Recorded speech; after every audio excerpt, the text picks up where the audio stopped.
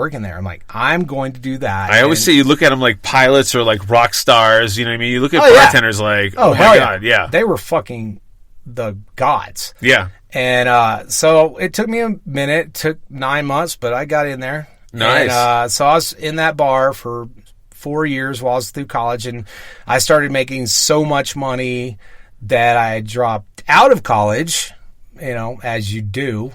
But it was great. I was like, whatever, I'm killing it. I bought a car, had an apartment, blah, blah, blah. Nice. But so I started dating this cocktail waitress there. Yep. Yep. See where this is going. Yeah. So she got busted scamming the place. I don't know exactly what she was doing, but she was stealing money from the place. So they just fired me just because. Guilt by association. Oh, yeah. You're like, you're in on it. Oh, sure. My God. It was the worst. You just pulled up in your IROC. Oh, where'd you get the money for that? Right. And she wasn't even that awesome. So it was so not worth it. Terrible mistake. But now you're a DJ. You're out of the life, basically. You're in the life, but you're out from behind the bar. Yeah. You're DJing. Yeah. Well, you know what? I mean, as a bartender and being a bartender for so many years, and I started DJing like 20 years ago too. So I was doing both at the same time.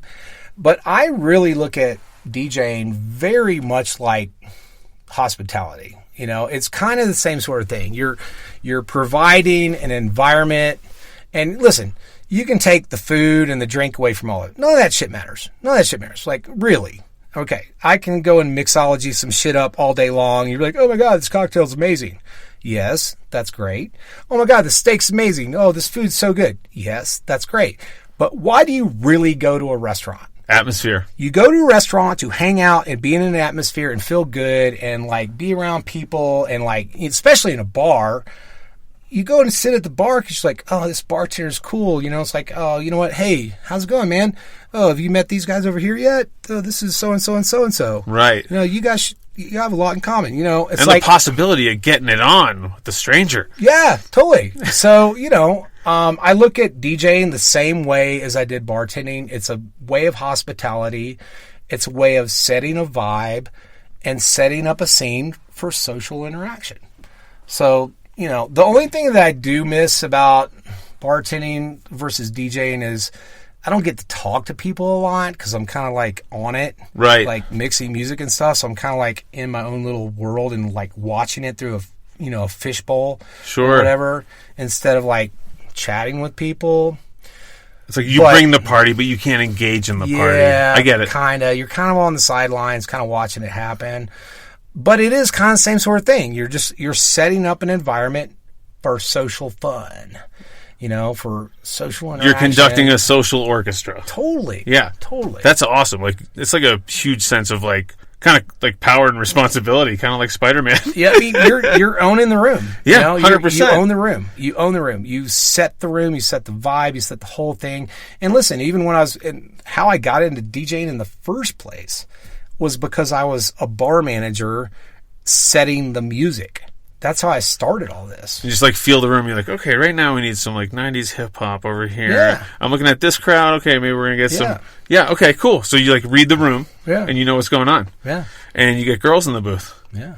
I like it. Yeah. All right. So note to self, become DJ. So let's hear how you started DJing, Dylan. So I was working at a bar called in Aspen, and it was owned by what I later learned, the mafia. And it was a total, just like, I don't know what it was. They didn't give a shit if it made money. I know that. So it was some laundering kind of thing. Yeah, some sort of laundering front sort of thing, whatever.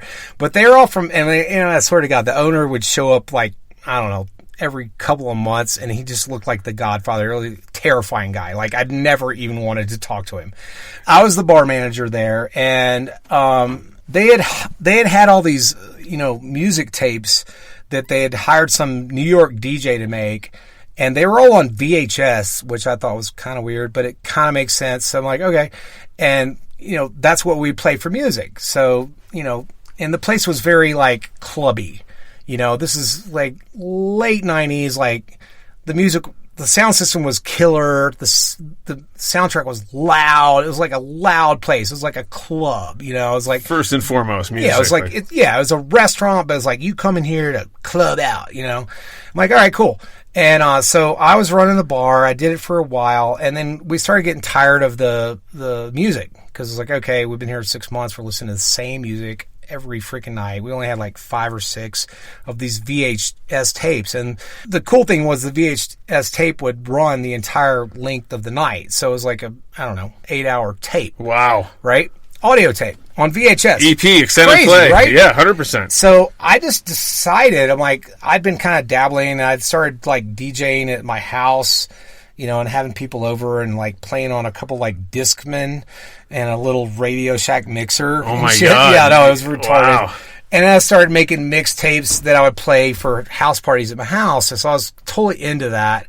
So I was like, oh, I'm just going to start making mixtapes to play at the bar.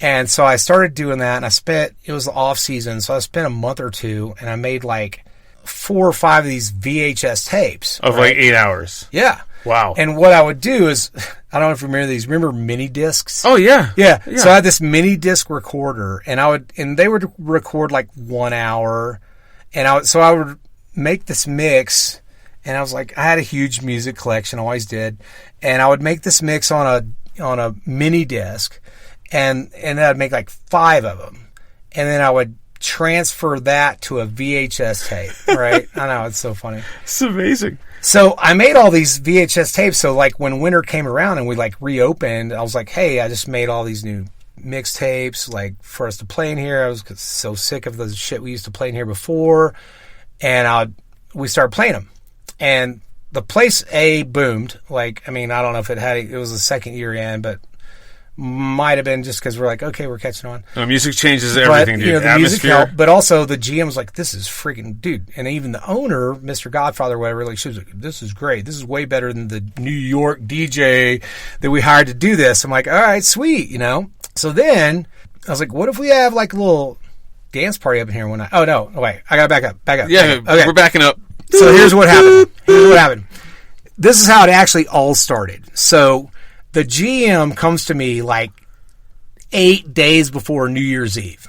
He's like, we need to get a DJ for New Year's Eve. I'm like, and I know all the DJs in town, you know, I'm like, I know them all. They're like friends of mine because I club and hang out with them all. And I'm like, yeah, that's going to be kind of hard. You know, New Year's like, Eve, 8 days. 8 They're days probably to New booked. Year's Eve. I'm pretty sure that's not going to happen. Also, you might want to get some champagne flutes. I don't know if you thought about that. Right, yeah. right. Yeah.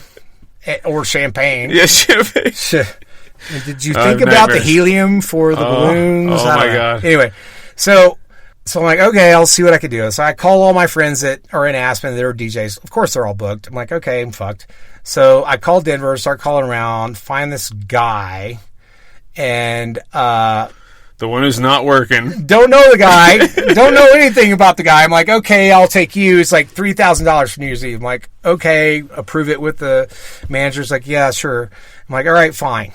So hire the guy, and he shows up that night, sets up his chintzy ass shit, and starts playing, and it's fucking horrible. Like, horrible. Like, what's he playing? Like, I don't even know, but it was just horrible. Like, It was like this place is sexy. like Captain and Tennille? Yeah, probably. No, I don't know. He's just, I mean, like, we played sexy fucking music in this place. Like, everything that we did in there was a vibe. It's like, this is what we're doing. It's a New York vibe, you know. And so the owner's there, of course, because it's New Year's Eve. And, like, he's over in his, like, VIP table in the corner looking at the whole fucking room and everything. And literally he comes up to the bar. And I'm behind the bar, and it's New Year's Eve, and it's fucking slammed. Like, fucking 4 deep at the bar, and it's just 2 of us behind the bar. Yeah, New Year's Eve, the worst night in the bartender's life. He comes up and literally, like, grabs me by the fucking throat, and he's like, this guy sucks. You need to go to your house and get your music and bring it back here and give it to him and make him play it. I'm like, how am I going to leave the fucking bar? What are you talking about? Right? I'm like, okay. So I literally leave the bar. I don't even know how my other bartender handled me not being there, but I ran home. I grabbed my case of CDs of stuff that I didn't even go through. I'm like, here it is. I'm like, but I had a lot of stuff written on them. I'm like, I take it back to DJ. I knew he was going to not like this. Sure. I'm like, listen, off dude. his I'm like, balls. listen, dude, you have to just play these. Like, anything that has, like, highlight on it, just play it. Whatever it is, you know? Like, I don't know. I highlight the shit on the CDs that are good. Like, just play the songs that are highlighted and just do that. And he didn't, of course. He didn't. This guy. You know? And at the end of the night, you know, we're closing down the place. We got through the night and fucking frazzled. I mean, like, we got hammered and, like, at the bar hammered, but we're probably a little hammered too. And, of course. You know, and the DJ comes up to me. He's like, hey, man, I need to get checked from you. I'm like, okay. And I go over to the general manager and I'm like, hey, listen, I need to pay this DJ. And the owner's sitting right there and he shouts across all the way. He's like at the back corner. He's like, I'm not paying that motherfucker anything. You know, I'm like, my oh God. my God, dude. I'm like, what? Like, I'm like, dude, you have to pay him. Yeah. I'm like, you have to pay him. I don't care. I'm like, I know he sucked, but you still have to pay him. Services rendered. Right? I'm like, whatever. So after that night, You became I was the like, DJ. I'm like, dude, this guy got paid $3,000 to suck. I'm like, you know what? Like a week later, I bought speakers. I bought all the stuff. I was like, that's what I'm going to do. I love it. So we started throwing parties there, and I was DJing, you know, and we'd once a month, we'd throw like a, you know, whatever, club night or whatever, and I would DJ. And we'd do a cover, and everybody would come, and we would pack in the fucking place. And that's how I became a DJ. You basically got grabbed by the throat and threatened into this whole career. Yeah, I guess that's one way to put it. Yeah, sure. I love it. And you're awesome, man. Like, you run Aspen, man. You make it fun. Like, you're always there at every hot party, dude. Like, the Little Nell thing is great. And, yeah. Man, I love it. Thank you so much for coming in. And we're going to do this again soon. Guys, DJ Dylan from Aspen. If you're in Aspen and you see him on a poster somewhere, go check it out. It's going to be redonkulous. And if you're a hot chick, he'll let you in the booth. All right, guys, we'll see you next time. All right, guys, that was my interview with DJ Dylan. I think we're going to have him back because he's hilarious. When he was talking about that Snowmass thing, it brought up a lot of memories. My first job in Aspen was actually catering at the Snowmass Rodeo. And I didn't know what I was doing. I didn't know where stuff went. And they were like, I was taking baked beans out to a table, like, Studley, they don't go there. And I was like, I'm sorry. This is my first rodeo. Thank you. Anyway. Well, it's last call. So let me give you a tip. Don't beg, bother, and distract the DJ for song requests. That's why you're not the DJ. No one wants to hear the live set of the obscure band you saw at Red Rocks on Acid 7 years ago. Fuck. Folks, it's been a blast. You don't have to go home, but you can't stay here. And a call to my fellow booze slingers. Send in your stories to cocktailsandwastednights@gmail.com. You can remain anonymous if you'd like. Thanks for listening, subscribing, downloading, and spreading the word. Don't be afraid to give me a good review, even if you're lying. They really help. And if you want to support the podcast, check it out on Patreon. I don't have any extra shit there, but I'll happily accept donations. Worth a try. Oh, and check out my video, Just Close It, on YouTube. We'll see you next time on Behind Bars, Cocktails, and Wasted Nights. Cheers!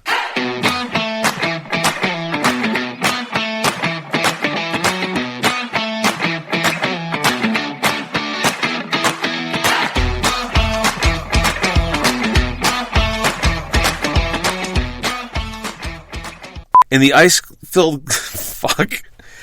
On with my interview with Dylan DJ. Alright, guys, that was my story. Oh, fuck.